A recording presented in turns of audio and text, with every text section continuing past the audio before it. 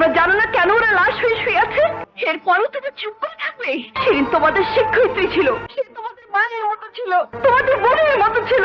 খুন, লুণ্ঠন আর নারী নির্যাতনের যে আবর্জনা এই পোশাকে জড়িয়ে আছে, কোনো বিবেকবান মানুষ তার শরীরে সেই আবর্জনার দুর্গন্ধ লাগিয়ে রাখতে পারেন। মুখ সামলে কথা বলো মাসুম।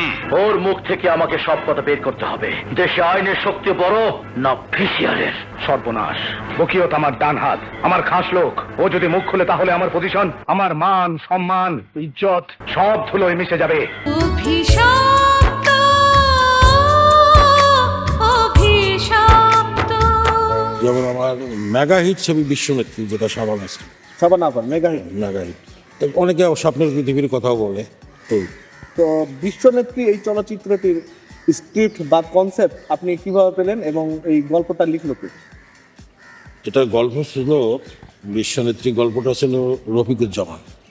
এবং আমরা তো সাধারণত ডিসকাস করি কী ধরনের ছবি বানাবো, তো ওই ধরনের। আর আমার ম্যাক্সিমাম স্ক্রিপ্ট রাইটার ছিল রফিকুজ্জামান, সতকু আহমেদ, আহমেদ জামান চৌধুরী, তারপরে এরাই ছিল মোটামুটি। কনসেপ্টটা পেলেন কিভাবে? আপনার কনসেপ্ট ছিল না? কনসেপ্ট তো শোনো, একটা ডাইরেক্টর হলো গিয়া ক্যাপ্টেন অফ দ্য শিপ, ঠিকই। টোটাল কনসেপ্টটা, আইডিয়াটা ডাইরেক্টরকে তোর করতে, যে আমি কোন ধরনের ছবি বলবো, আর তখনকার মার্কেট কি। আগে তো সব ধরনের ছবি হতো, তা আমার ধারাটাই হলো, সেটা হলো যে আমি ম্যাক্সিমাম সোশ্যাল রোমান্টিক ছবি বানাইতাম, সামাজিক ছবি বানাইতাম। তো বিশ্বনেত্রীর গল্পটা ছিল একটা সমসাময়িক ঘটনা। বিশ্বনীতি মানে একটা পলিটিক্যাল ব্যাপার ছিল। এই কনসেপ্টটা আমারই আইডিয়া ছিল। তো এটার পরে আমি যেমন রোমান্টিক ছবিগুলো করলাম, যেমন স্বপ্নের পৃথিবীতে আমার, মধুর মিলন বা সাগরিকা, প্রত্যেকটা গল্পের কনসেপ্ট কিন্তু আমার। পরে আমি সেটা রাইটার দিয়ে লেখাই, এইসব করি। আর আমি তো যেহেতু মিউজিক্যাল ছবি মানে গানের ছবি, আমি ম্যাক্সিমাম গান বোম্বাইতে রেকর্ডিং করতাম। আমার তো আলাউদ্দিন আলী মিউজিক ডাইরেক্টর ছিল এরা। তো আপনার বিশ্বনেত্রী চলচ্চিত্রে শাবানা আপাকে কাস্ট করলেন কেন? না, ক্যারেক্টার ডিমান্ড করে, ক্যারেক্টার অনুযায়ী আপনি। তো এই ছবি যখন শুটিং করলেন, মানে শুটিং এর সময় কোনো স্মৃতিচারণ বা সুমধুর ঘটনা আপনার বিশ্বনেত্রী চলচ্চিত্রের শুটিং এর সময়? স্মৃতি হলো কমন প্রশ্ন, স্মৃতি তো অনেক আছে। একটা যেটা আমরা তো কেউ জানে না, অনেক জানে। বিশ্বনেত্রী তখন কিন্তু আমি যখন ছবিটা বানাইলাম, তখন আমাদের TNT ফোন ছিল। তো TNT ফিটটা আমার বাসায় ছিল না। এখন যেমন স্যাটেলাইট ফোন টোন এগুলো ছিল না, TNT ফোন ছিল, খুব কস্টলি। তা শাবানা ম্যাডাম বললো যে তোমার ছবি আমি করবো, সব ঠিক আছে, তো তোমাকে বাসায় ফোন নিতে হবে। আচ্ছা। তো ফোন নিতে হবে, তা আমি ফোনের সঙ্গে কাজ কি? তো বললো যে শাবানা ম্যাডাম আসলে ফোনটা নিতে এই জন্য বলছিল, উনি যখন যে ছবি করে ডাইরেক্টরের সঙ্গে সময় পেলে ডিসকাসে ফোনে কথাবার্তা বলে, ক্যারেক্টার, ড্রেস। এবং একটা পর্যায়ে সেই সময় এই ফোন পাওয়া খুব টাফ ছিল। আচ্ছা। উনি লবিং করে আমার বাসাটা ফোন নিয়ে দিছে, পয়সা আমার। এটা আমার স্মরণীয় ঘটনা। বা খুব সুন্দর একটি ঘটনা বললেন। তো এই ছবির শুটিং এর সময় কোনো অনাকাঙ্ক্ষিত ঘটনা বা কোনো রকমের কোনো ঝামেলা হয়েছিল না? অন্য তখন তো একটা বন্ডিং ছিল ফিল্মের, একদম এটা কোনো ঘটনা নেই। আচ্ছা, এই ছবিতে কয়টি গান ছিল? 5টা গান। 5টি গান। সুপারহিট হয়েছে কোনটি? এখানে এই ছবিতে গান বেশি হিট হয়নি। গানের যদি ছবি বলো, স্বপ্নের পৃথিবী, যেমন আসো, বৃষ্টি রে বৃষ্টি আয়না জোরে, তুমি আমার মনের মানুষ,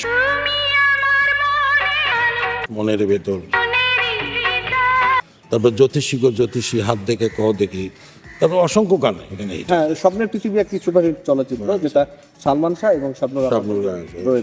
তো এই ছবির কনসেপ্ট আপনি কিভাবে পেলেন? এটা আমি যখন চিন্তা করলাম, তখন আমাদের রোমান্টিক ধারার ছবি বেশি চলছে। আপনি তো রোমান্টিক ধারার চলচ্চিত্র বেশি নির্মাণ বলতেছিলাম, এদিকে কেয়ামত থেকে কেয়ামত রিলিজ হলো, সব রিলিজ হলো। তখন আমি বেসিক্যালিও পছন্দ করতাম যে রোমান্টিক ছবি বানাতে পারলাম, আমি স্বাচ্ছন্দ্য বোধ করি। এই তখন তো এই কনসেপ্টটা করা হলো। কিন্তু আমি রোমান্টিক ছবি বানাইলেও সেখানে কিন্তু সামাজিক একটা প্রেক্ষাপট থাকে, তারপরে হলো গিয়ে এটা কম বেশি অ্যাকশনও থাকে, টোটাল ড্রামাটিক থাকে। এইভাবে রোমান্টিক ছবি বানাইতাম। স্বপ্নের পৃথিবী চলচ্চিত্র যখন শুটিং করেন, এইটা কোন জায়গায়, ঢাকার ভিতরে শুটিং করেন না ঢাকার বাইরে? না, আমার সবগুলো ছবি ঢাকায় করছি, আউটডোর কক্সবাজার করছি, তারপরে সিলেটও করছি, বিভিন্ন ছবি বিভিন্ন লোকেশন। আমরা ইনডোরগুলো ঢাকায় করতাম, আউটডোরগুলো বিভিন্ন লোকেশনে করতাম। তারপরে অন্যান্য ছবির যেমন লোকেশন আছে, আমার ইন্ডিয়া আছে, ব্যাংকক আছে, তারপরে তোমার সিকিম আছে, বিভিন্ন জায়গায় শুটিং করছি। এই ছবি শুটিং এর সময় কোনো স্মৃতিমধুর ঘটনা? স্বপ্নের পৃথিবী। স্বপ্নবিধির একটা স্মৃতি অনেক আগেই বলতাম, এখনো যে কথাটা বলি, সালমান আমাকে খুব শ্রদ্ধা করে। তো উনি অনেকবার চেষ্টা করছিল আমার একটু পা ধরে সালাম করার জন্য। তো আমি আউটডোরে একদিন শুটিং করতেছিলাম, তা কেটস পরা ছিল। জি। তো হঠাৎ কেসের ফিতে খুলে গেছে, তো দূর থেকে দেখে এসে বললো যে স্যার আপনার তো খুলে গেছে, এটা আমি একটু লাগিয়ে দিই। তো আমি বললাম না থাক, আমি লাগিয়ে নেবো। কোনো জোর করে লাগালো, লাগাই দিকে পা ধরে সালাম করে বললো যে ওই গত 2 বছর থেকে ট্রাই করতেছি আমরা সালাম করার জন্য, বাচ্চারা এই সালামটা করলাম। এটা একটা আচ্ছা, এটা একটা স্মরণীয় ঘটনা। এটা। তো আপনার এই স্বপ্নের পৃথিবী চলচ্চিত্র যখন প্রেক্ষাগৃহে রিলিজ হয় সিনেমা হলে, আপনি হল ভিজিটে গিয়েছিলেন? শোনো, একটা সময় আমরা কিন্তু যে কোনো ছবি রিলিজ হলে আমরা হল ভিজিট করতাম, কোন ছবি কিভাবে কি চলে। অবস্থা, দর্শক কয়জন? আমি সবগুলো ছবির আমার যখন রিলিজ হতো, আমি পোস্টার থেকে শুরু করে সবগুলোই আমার কনসেপ্ট থাকতো, এবং হলে যেতাম। শুধু হলে না, আমরা প্রথম দিন যখন স্বপ্নের পৃথিবীর সঙ্গে একটা ছবি রিলিজ হয়েছে, অপোজিশন আমার এই বন্ধুর, দেখা গেল তার ছবিটা প্রথম দেখলাম, জি। তারপর আমার ছবিটা দেখলাম। আমি শহর ভিত্তিক, তখন তো আমাদের মডার্ন হল বলতে বলাকার, মধুমিতা, এখানে দেখতাম। আবার মফস্বলে দর্শক কীভাবে গ্রহণ করতো, সেই জন্য টঙ্গী অথবা ডেমরা যাইতাম। এইভাবে পর্যায়ক্রমে ছবিগুলো দেখতো। তো সালমান শাহর যে ক্রেজ ছিল ওই মুহূর্তে, স্বপ্নের পৃথিবী রিলিজ হওয়ার পরে হলে যে আপনি দর্শকদের প্রতিক্রিয়া কিরকম দেখেছিলেন? না, সালমানের ক্রেজ তো কেমতেই ছিল। জি। তারপরে আরও কিছু ছবি ছিল। তো সালমানের ক্রেজ তো এখনও আছে, সালমানকে স্মরণ করে, এখনও স্মরণ করে। এই একটা ডিফারেন্স ছিল ড্রেস, কস্টিউম। আর একটা কথা বলি, আজকে যত ছবি দেখবা, ফ্যাশনেবল যত ড্রেস, সালমানের আইকন, এগুলো কিন্তু ম্যাক্সিমাম স্বপ্নের পৃথিবী থেকে। রাখালের ড্রেস, সুটেড বুটেড পরা, এই মাথায় গামছা, ওই ছবিটা দেখলেই বুঝতে পারবো যে এখান থেকে একটা ফ্যাশন। জি, আমি ছবিটা দেখেছি। এবং নিজেও শেষ ফ্যাশনেবল ছিল, খুব চুজি ছিল, অভিনয়ও খুব ন্যাচারাল অভিনয় করতো। তো অল্প কয়েকদিনের ছেলেটা অন্য জায়গায় চলে গেছিল। মারা যাওয়ার আগ পর্যন্ত আমার 6টা ছবি সাইন করা ছিল, যে পরবর্তীতে যে ছবিগুলো, তো সেগুলো তো সাইনিংও ছিল, সেগুলো করতে পারেনি। ও থাকলে অনেকদিন ফিল্মের অবস্থা ভালো থাকতো। তো সালমান শাহ সম্পর্কে কয়েকটি গুণের কথা বলুন আমাদের দর্শক। এই তো আমি সালমান সম্বন্ধে এইটুকুই বললাম, যে সালমানদের তো গুণ ছিল, সিরিয়াস ছিল, মন খোলা ছেলে ছিল, ভালো অ্যাক্টিং করতো। এবং সর্বোপরিটা আমার কথা না, আজও সালমানের মৃত্যুর কতদিন হলো, এখনও কিন্তু সালমানের প্রতিষ্ঠা বার্ষিকীতে বিভিন্ন সময় মানুষ স্মরণ করে। এবং একটা সময় সালমানের ড্রেস, এই কস্টিউম যেগুলো পরতো, সেগুলো দেশের বাইরের অনেক ইন্ডাস্ট্রিতে তাকে অনেক হিরো ফলো করতো। রাইট।